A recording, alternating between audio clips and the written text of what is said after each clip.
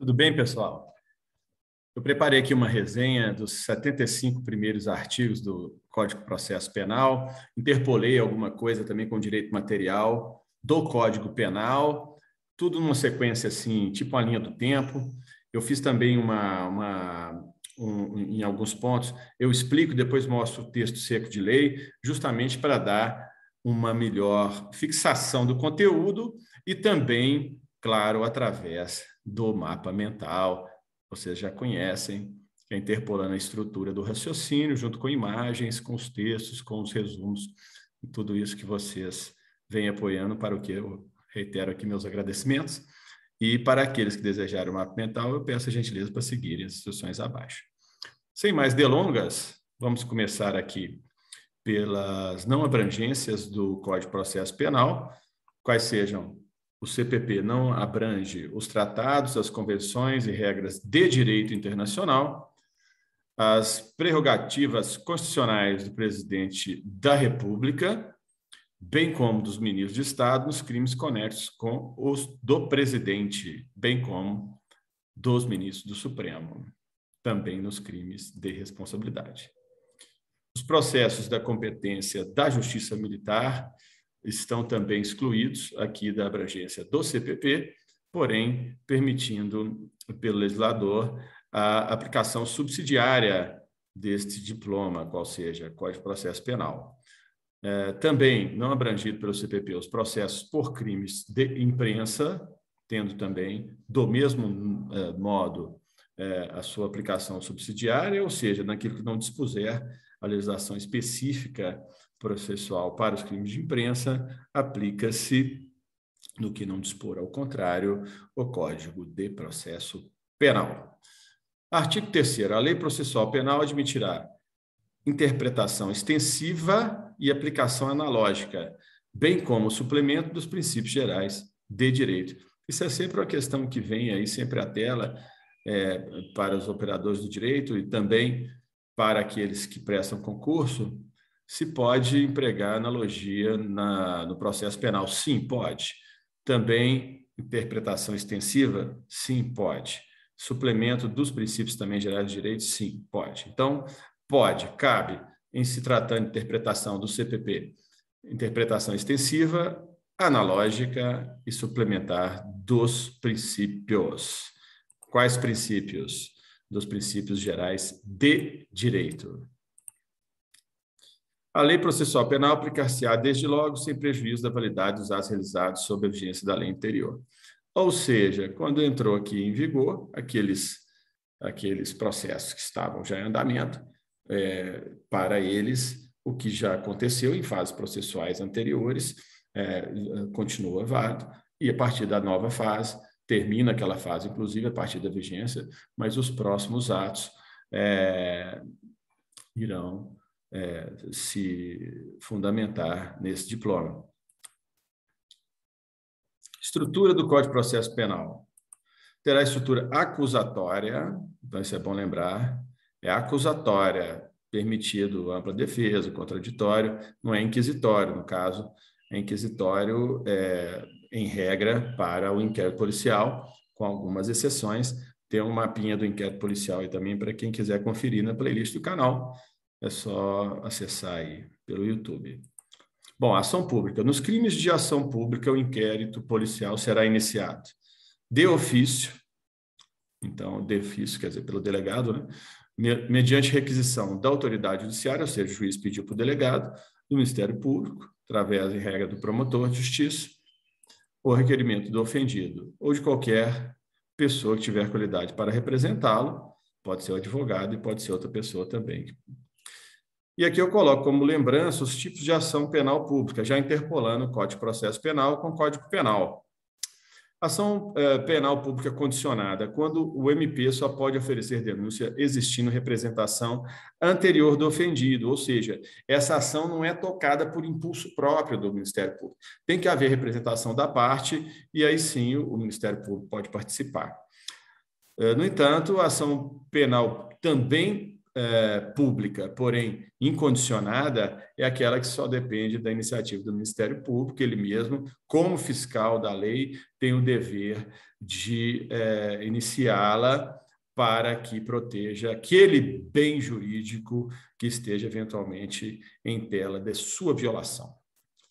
Qualquer pessoa do povo que tiver conhecimento da existência de infração penal em que caiba ação pública poderá verbalmente, eu até coloquei um megafone, pode verbalmente comunicar à autoridade policial, ou seja, o cidadão pode chegar na delegacia e falar: ó, doutor delegado, eu tenho essa situação aqui, né? E aí, verificada a procedência nas informações, mandará o delegado instaurar inquérito policial.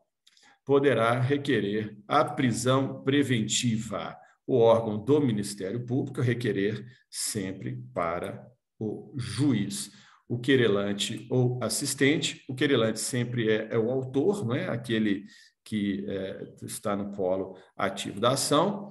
O assistente pode ser a própria vítima, né? Que auxilia o Ministério Público justamente nessa verificação, bem como a autoridade policial. Ou seja, essas partes, o querelante, o assistente, o delegado, o órgão do Ministério Público, poderá requerer para o magistrado a prisão preventiva daquele eventual criminoso, de acordo com as circunstâncias específicas do caso concreto em tela.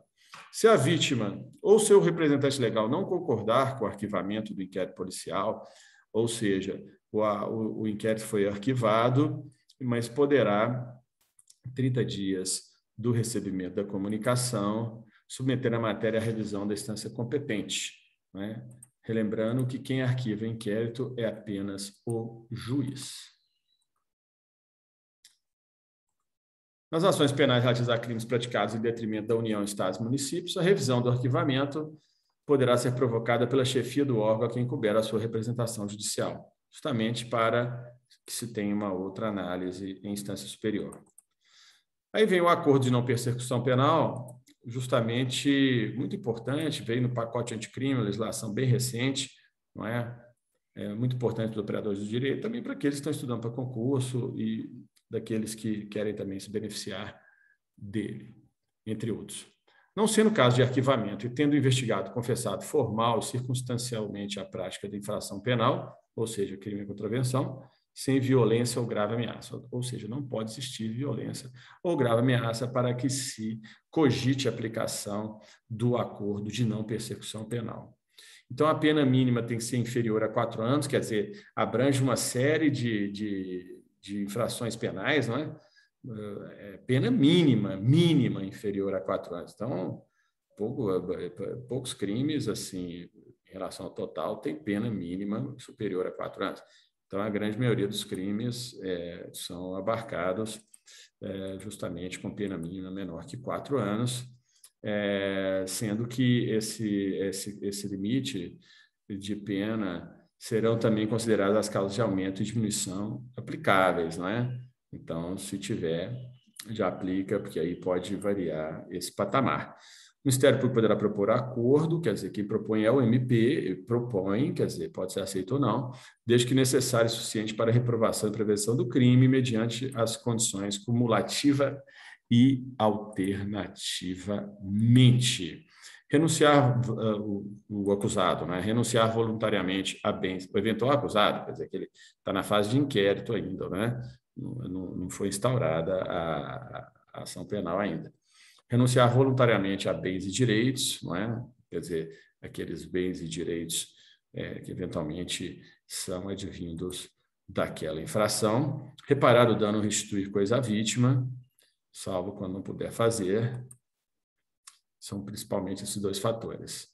Vou falar agora da ação privada subsidiária da pública.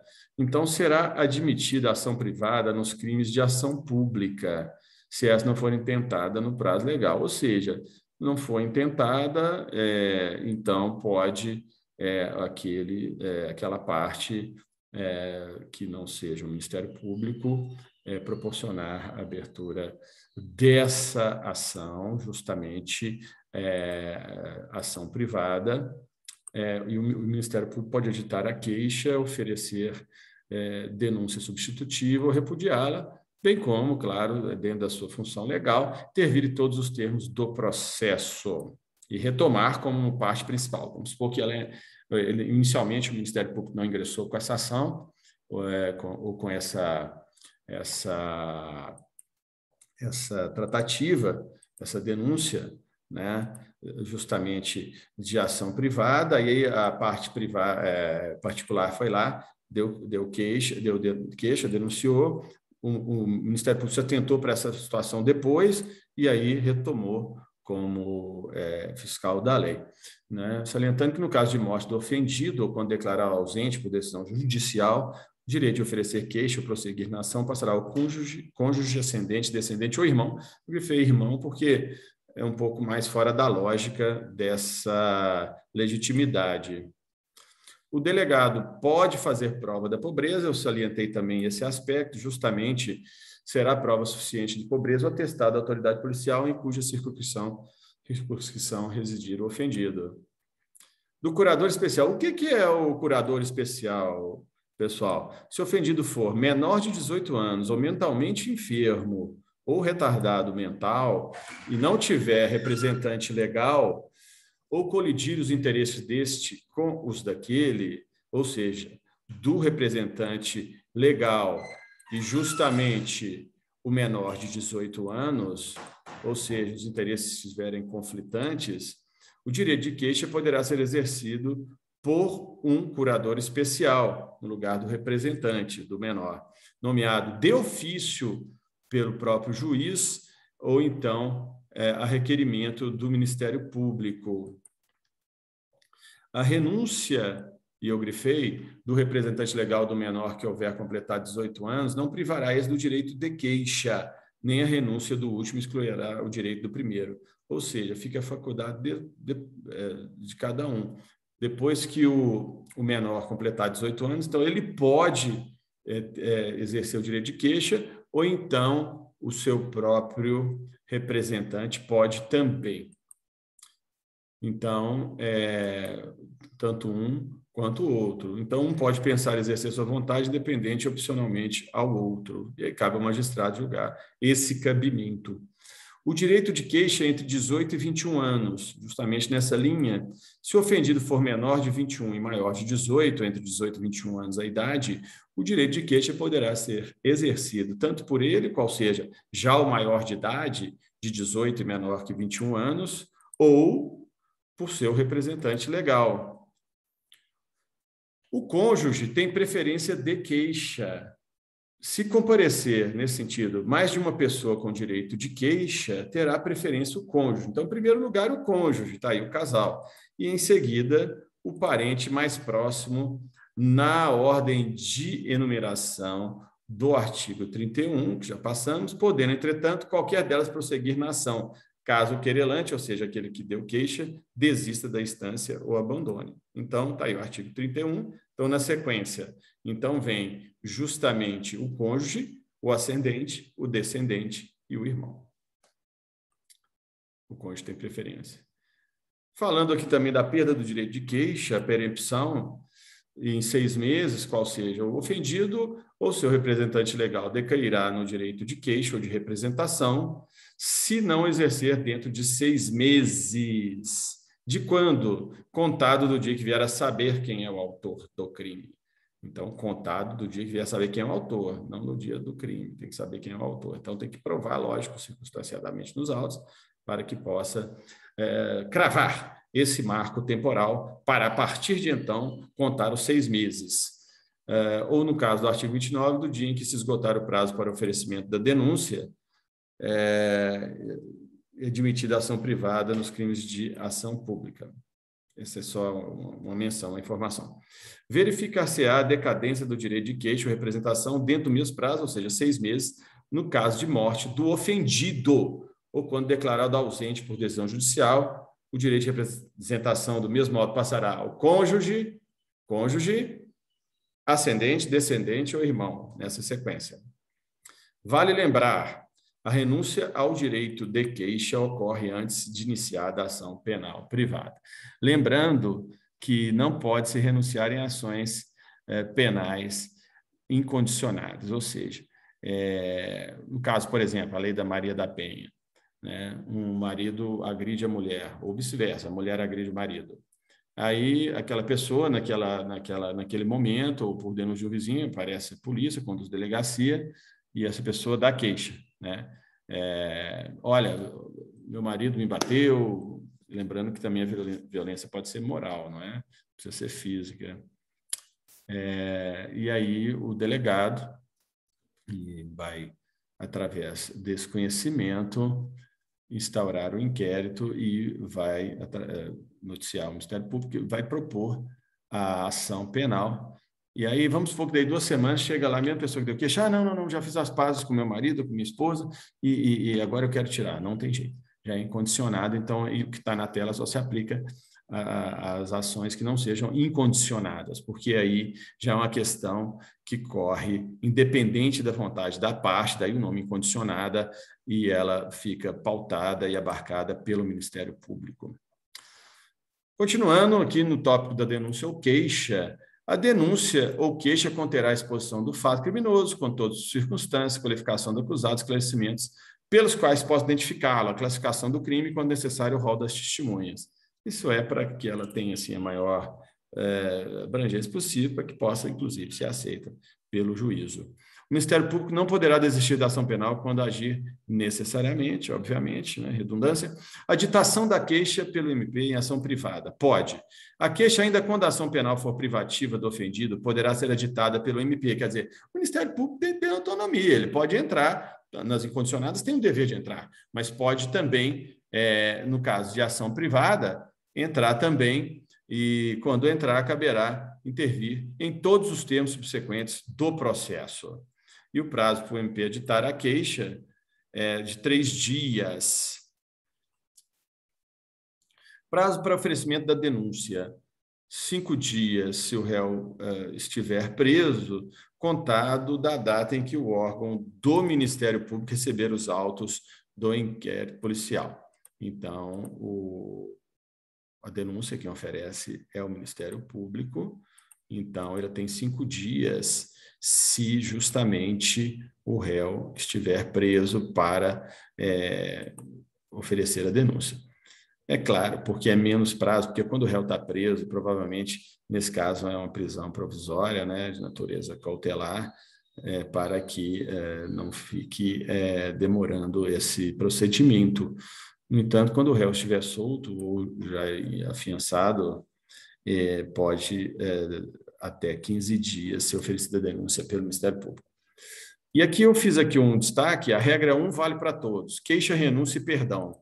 Justamente, no tocante à queixa, a queixa de 1 vale para todos, qual seja, artigo 48 CPP, a queixa contra qualquer dos autores do crime obrigará o processo a todos e o MP velará pela sua indivisibilidade, ou seja, se todos, né, na medida da sua participação, aí muito lá na escrita do artigo 29 do Código Penal, né, que responderá pelo crime na medida da sua participação, não é? Pode ser autor, coautor, parte, quer dizer, de acordo com o caso concreto especificamente, então será indivisível a ação, então mesmo que só for dado queixa contra um dos autores, os outros, do mesmo modo, estarão inseridos no polo passivo como eventuais réus.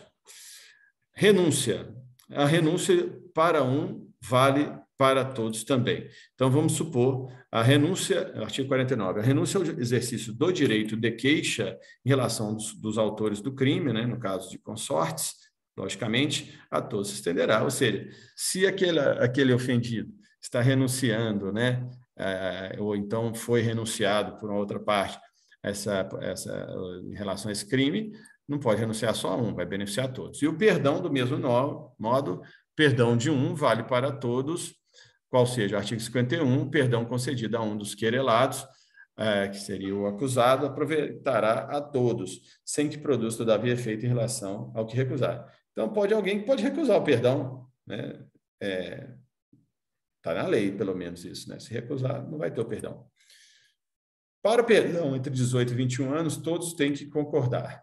Qual seja, se o querelante for menor de 21 e maior de 18, o direito de perdão poderá ser exercido por ele ou por seu representante legal, mas o perdão concedido por um, havendo oposição do outro, não produzirá efeito. Em 18 e 21, isso é muito importante, vou deixar um pouquinho na tela para que os senhores e senhoras possam fixar. Então, tem que haver o querelante, aquele que propõe, né, a ação, é o autor, então os dois têm que concordar entre 18 e 21 anos. Interessante isso, né? Pegadinha mesmo de concurso, pode gravar essa aí para quem estiver fazendo concurso, ou os próprios operadores de direito, tem que ter isso em tela, porque foge um pouco da lógica. Perdão extraprocessual segue regras do processual, então pode ocorrer perdão extraprocessual, não é? De acordo com as regras do processual, sendo que a renúncia expressa constará declaração também assinada pelo ofendido, por seu representante legal ou procurador com poderes especiais. Então, pode ter perdão extrajudicial também. Logicamente, tem que depois pedir para o juiz para homologar, né? Querelado enfermo pode ser perdoado, quer dizer, o querelado é aquele acusado, não é? E o juiz resolve acerca do perdão. Se o querelado for mentalmente enfermo ou retardado mental e não tiver representante legal ou colidir os interesses deste com os do querelado, qual seja, do representante legal com o querelado, do deficiente mental, enfermo, aceitação do perdão caberá ao curador que o juiz nomear, ou seja, aquele curador especial que nós já comentamos anteriormente nesse vídeo. Ou seja, o perdão não é automático, tem que ser aceito pelo curador do enfermo, tendo em vista seu melhor interesse. Em português aqui, me desculpe, haja visto que não dispõe do discernimento para resolver por si só. Perdão pode ser aceito por procurador também, desde que tenha poderes especiais para tanto. Pode também ser admitido perdão e renúncia tácitos, ou seja, artigo 57, a renúncia tácita e o perdão tácito admitirão todos os meios de prova, porém admitirão, como dito, eu estou salientando, todos os meios de prova no caso da renúncia tácita. Porque o que é tácito? É subtendido, é subliminar. É uma coisa que, pelos fatos, não é, se conclui que foi perdoado, mas não tem expressamente escrito que está perdoado. Então, admitirão todos os meios de prova, justamente para que isso não seja controverso, não pare dúvidas em relação a esse perdão que ocorreu pela natureza dos fatos e não por um instrumento, um documento escrito. O silêncio em 3 dias significa concordância com o perdão, porque, como dito, o perdão tem que ser aceito pela parte. Se não falar, então esse seu silêncio importará aceitação. Em 3 dias, perdão aceito, punibilidade extinta. Ponto. Foi extinta a punibilidade.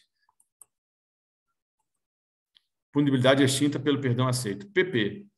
Perdão, punibilidade. 2 P's. Extinta. Perempção da ação privada. Nos casos em que somente se procede mediante queixa, considerar-se-á perempta a ação penal, ou seja, aquela que depende da representação da parte. Quando iniciada essa, o querelante, autor ou quem deu queixa, deixar de promover o andamento do processo durante os 30 dias seguidos. Também, quando o querelante, o autor, morre, falece, a inércia de 60 dias, 30 mais 30, qual seja, quando, falecendo o querelante ou sobrevindo sua incapacidade, não comparecer em juízo para prosseguir no processo dentro do prazo de 60 dias, qualquer das pessoas a quem couber fazê-lo. Então, também não haverá mais processo por conta da perempção. Então, empresa também extinta sem sucessor causa perempção, quando sendo querelante pessoa jurídica, essa se extinguir sem deixar sucessor. Ou seja, uma pessoa tem empresa e aí ela faleceu, não tem sucessor, então também nesse caso causa perempção a extinção do processo. A extinção da punibilidade é em qualquer fase do processo, pode ocorrer em qualquer fase do processo a extinção da punibilidade, qual seja, o juiz reconhecer extinta a punibilidade, deverá declarar, inclusive, de ofício, por se tratar de uma questão de ordem pública, de ofício pelo juiz. Da ação civil, a sentença penal pode ser executada no cível, né, na esfera cível, após o trânsito em julgado. Então, veja bem, já tem que ter corrido todas as instâncias recursais eventuais e permitido o contraditório, a ampla defesa, a presunção da inocência, todos os direitos constitucionais, né, que são extrapolados do direito penal, processual penal, para conceder à vítima toda essa legitimidade de se defender. Entretanto, depois do trânsito em julgado a sentença condenatória, de posse dessa decisão exauriente, a parte pode ingressar no cível justamente para poder fazer jus aos seus direitos, tais como indenizações, danos morais, lucros cessantes, enfim, todo aquele direito que eventualmente possa existir, especificamente no caso concreto. Então, vem nesses termos o artigo 63, transitada em julgado a sentença condenatória, poderão promover a execução no juízo cível para o efeito de reparação do dano o ofendido, seu representante legal ou seus herdeiros, no caso de ter ocorrido o falecimento. Parágrafo único. Intentada a ação penal, o juiz da ação civil poderá suspender o curso dessa até o julgamento definitivo daquela. Agora, muita atenção para aqueles que fazem concurso, poderá é uma faculdade, pode ou não. Então, muitas vezes o examinador na prova coloca deverá, né? Necessariamente suspenderá. Então, muito cuidado, poderá é uma faculdade. Qual seja? O que está falando aqui? Que intentada ação penal, o juiz da ação civil poderá suspender, ou seja, estão correndo em paralelo. Não ocorreu ainda o trânsito julgado da sentença penal condenatória, mas devido à relevância e os elementos específicos daquele caso, se noticiado, claro, para o juiz da área civil, que ele não vai saber sozinho, pela parte, pode ser feito um pedido para que seja apreciado pelo magistrado, para que ele eventualmente possa suspender a ação cível, vinculando a decisão até o trânsito em julgado daquele caso em tela que já está sendo apreciado também na esfera da jurisdição do direito penal. A ação penal não suspende a ação cível automaticamente, é isso que acabamos de falar, terá que ser apreciado pelo juízo, caso a caso. Faz coisa julgada no cível excludentes de ilicitude, ou seja, se passar em julgado no cível, né, a sentença penal que reconhecer ter sido ato praticado, estado de necessidade, legítima defesa, isso lá no penal, estrito cumprimento de dever legal e no exercício regular de direito, ou seja, são as 4 hipóteses que ensejam e caracterizam os excludentes de ilicitude, então, isso faz coisa julgada, ou seja, não existe essa possibilidade para que isso seja apreciado novamente na esfera cível. Próximo tópico aqui é sobre a sentença absolutória no crime, não extingue a possibilidade jurídica na área cível. O que a sentença absolutória tem que relembrar, né? Ela absolve o réu, que seria a sentença absolutória própria, ou então imprópria quando tem algum problema de cabeça, retardamento mental, a pessoa não é plenamente consciente, então a sentença absolutória imprópria, o réu é condenado, porém, ele vai cumprir medida de internação ou tratamento ambulatorial, nós vamos explicar aí na sequência. Artigo 66. Não obstante a sentença absolutória no juízo criminal, a ação civil poderá novamente ser proposta quando não tiver sido categoricamente reconhecida a inexistência material do fato. Ou seja, vamos supor que não foi provado na esfera penal o crime e foi absolvido o réu, mas por falta de provas, mas não está claro que também ele não é o autor daquela infração penal. Então, nesse caso, pode continuar com essa propositura aquele interessado na esfera cível também.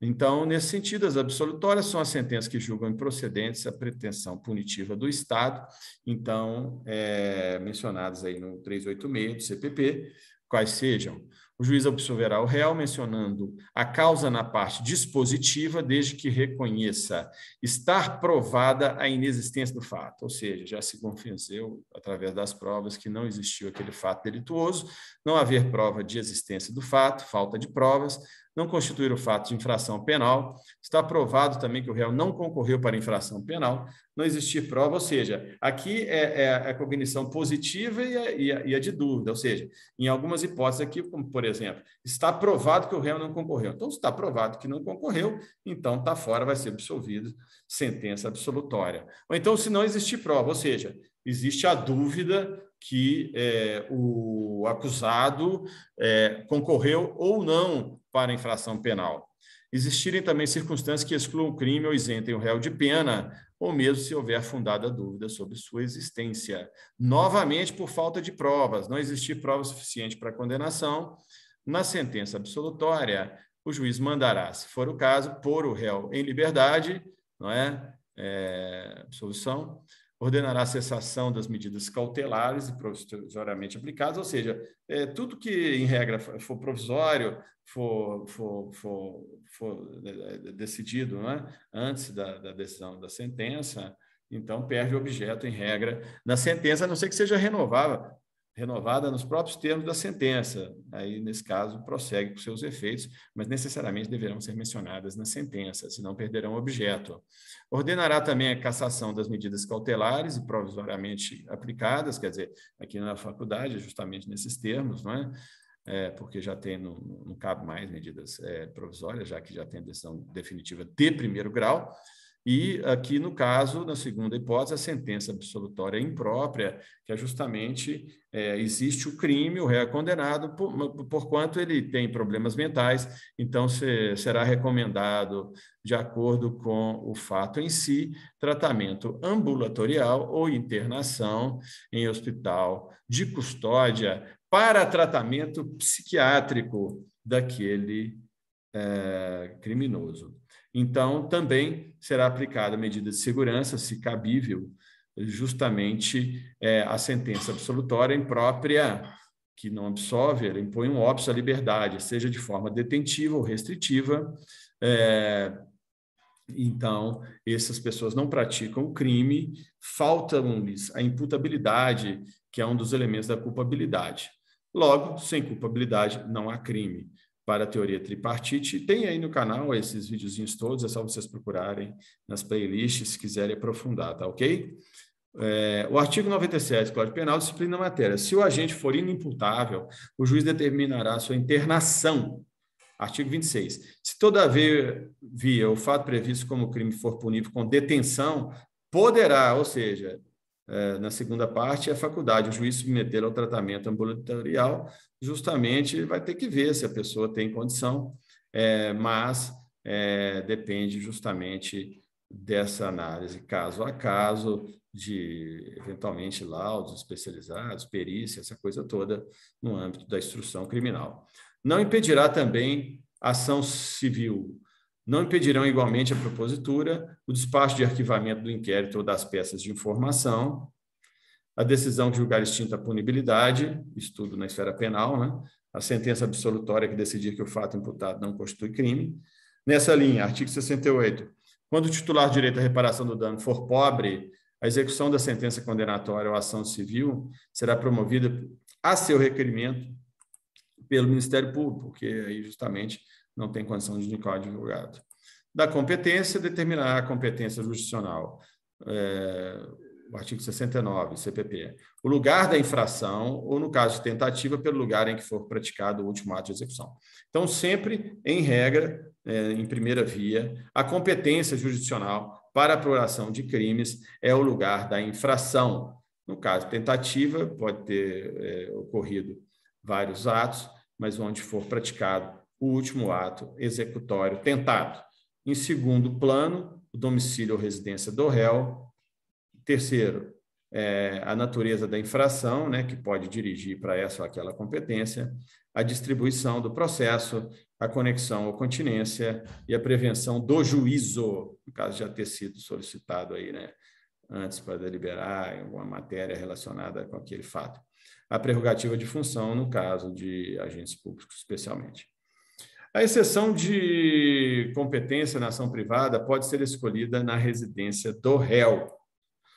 Então, nos casos, artigo 73, exclusiva ação privada, o querelante, aquele que está acusando, o autor, não é, a vítima, eventual vítima, poderá preferir o furo de domicílio ou da residência do réu, ainda quando conhecido o lugar da infração. Então, isso é uma faculdade que pode acontecer exclusivamente nas hipóteses de ação privada. No Tribunal do Júri, julga-se também tentativas. Outro aspecto que eu salientei, não é? É muito perguntado em concurso se no júri a tentativa é julgada. Sim, para aqueles crimes contra a vida. Compete ao Tribunal do Júri os julgamentos dos crimes contra a vida, né, que estão aqui todos elencados. Tem até um videozinho aí no canal também, para quem quiser, do Código Penal, consumados ou tentados. Então, está aqui texto de lei incontroverso, portanto, essa orientação legal. No estelionato, a competência é na residência da vítima. A competência será definida pelo local do domicílio da vítima, ou seja, aquela que sofreu estelionato. Em caso de pluralidade de vítimas, a competência influenciar pela prevenção, ou seja, várias vítimas foram, eventualmente, afetadas por um estelionatário. Então, aquela que primeiro der causa, der parte, né, a essa causa, as demais vierem depois já vão ser atraídas por essa prevenção do juízo. Da desclassificação, se iniciado o processo perante um juiz, houver desclassificação para infração de competência de outro, aí será remetido, né? Salvo se mais graduada for a jurisdição do primeiro, que em tal caso terá sua competência prorrogada. Então, aí tem que decorar a regra. Se o juiz da pronúncia, no caso do júri, desclassificar a infração para outra atribuída à competência de juiz singular, observar-se-á disposto no artigo 410, justamente que ela vai para o outro juiz, não é? Mas se a desclassificação for feita pelo próprio tribunal, ou seja, o juízo pronunciou para o tribunal, aí já começou o julgamento no rito do tribunal do júri. Então, caberá o presidente do tribunal do júri definir se essa desclassificação, esse crime que já vai estar lá dentro do julgamento do tribunal, vai continuar sendo julgado no tribunal do júri ou se vai desclassificar também para outra instância judiciária. Competência por continência, duas pessoas acusadas do mesmo crime. A competência será determinada pela continência quando duas ou mais pessoas forem acusadas da mesma infração. Então, tem que juntar, claro, as duas pessoas têm que ser atraídas para o mesmo processo. E ainda, penas restritivas de direito para crimes com pena menor que 1 ano, independente da combinação na parte especial, que é 4 anos.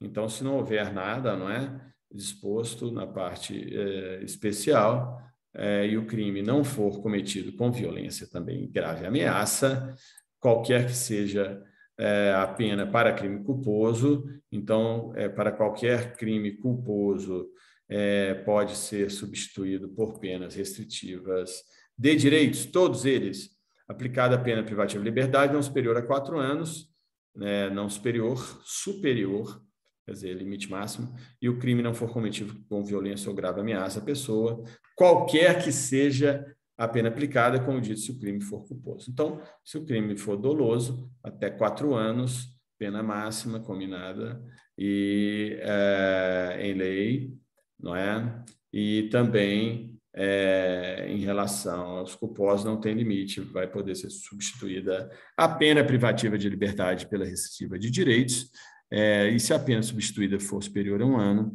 é facultado ao condenado cumprir a pena substitutiva em menor tempo, inferior à metade, ou seja, não vai precisar, se for condenado a 4, não é?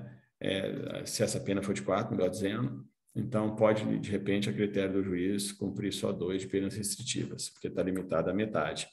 Para crime com mais de 1 ano de pena, as penas restritivas de direitos podem ser até a metade da pena que foi aplicada. Então, se for até 1, é 1 mesmo. Acima de 1, pode ser até metade. Claro, dependendo lá da avaliação do juízo, né? Muito em tela aí as circunstâncias daquele crime específico, com base, com fulcro, notadamente no artigo 59 do Código Penal, que sempre cabe uma releitura, tá certo, pessoal? Então, vamos em frente. Penas de interdição temporária de direitos, que é uma das espécies das penas restritivas de direitos.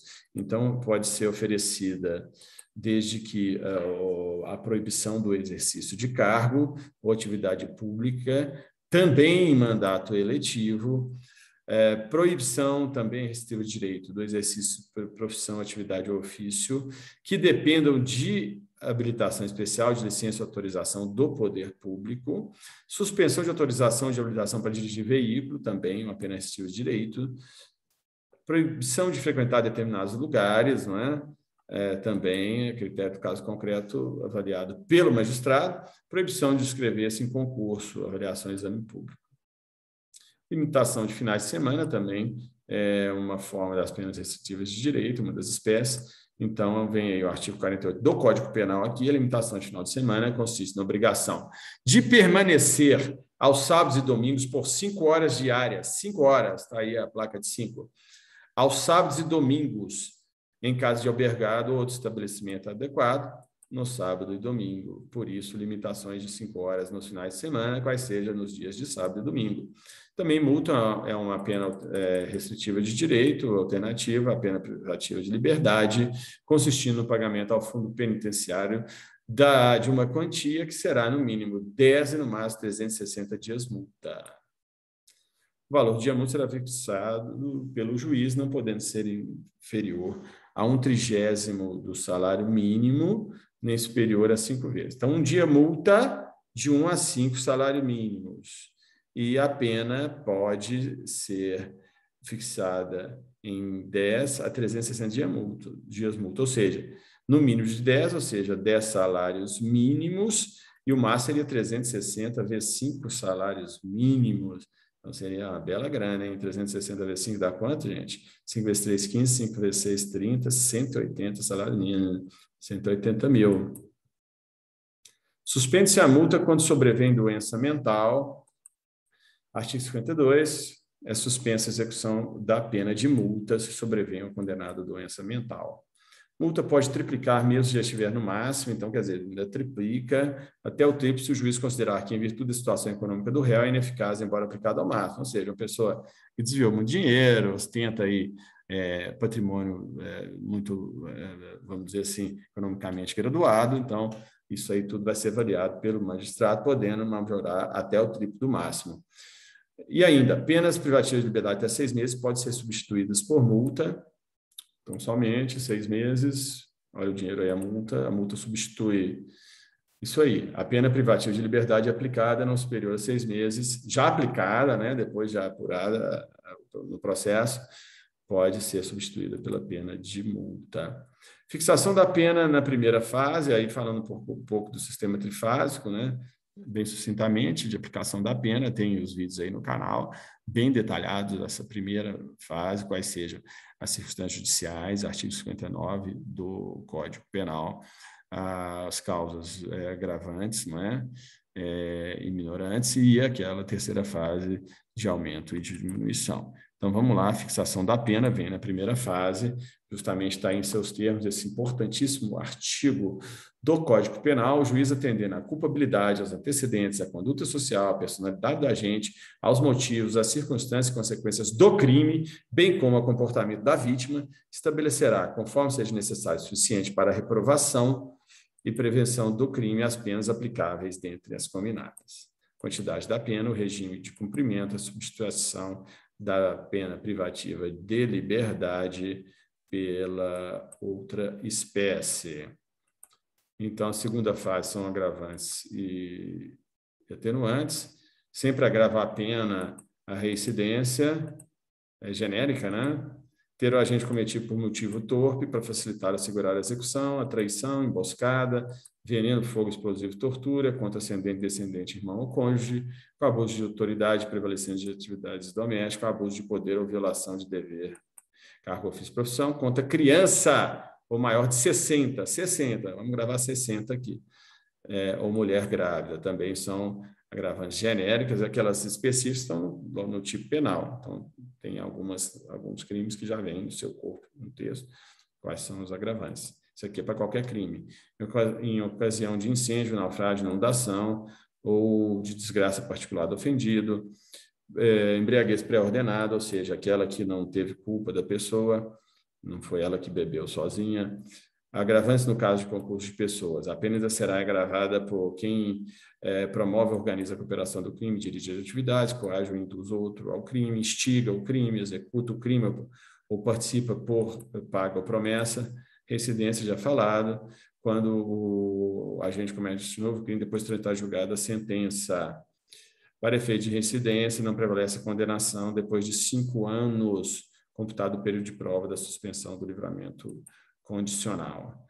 Não se considera os crimes militares próprios e impróprios, já as circunstâncias, nas agravantes, atenuantes, sempre atenuado, menor de 21 anos ou maior de 70, sempre desconhecimento da lei, ter o agente cometido o crime por relevante valor social ou moral, procurado sua espontânea vontade com eficiência logo após o crime evitar, minorar as consequências, reparar o dano, sob a coação que não podia resistir, ou em cumprimento de ordem de autoridade superior sobre violenta emoção provocada por ato injusto da vítima, confessado espontaneamente também é minorante, influência de multidão ou tumulto que não causou, atenuada em razão de circunstância relevante anterior ou posterior ao crime, embora não previsto em lei. Quer dizer, aqui está o poder do magistrado para poder apreciar.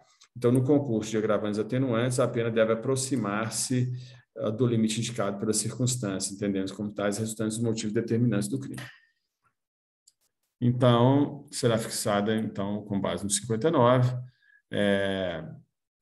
e vamos em frente e continuaremos o vídeo em próximo, e esperando ter atendido a vocês aí a contento. Um grande abraço para vocês, tenham bons estudos.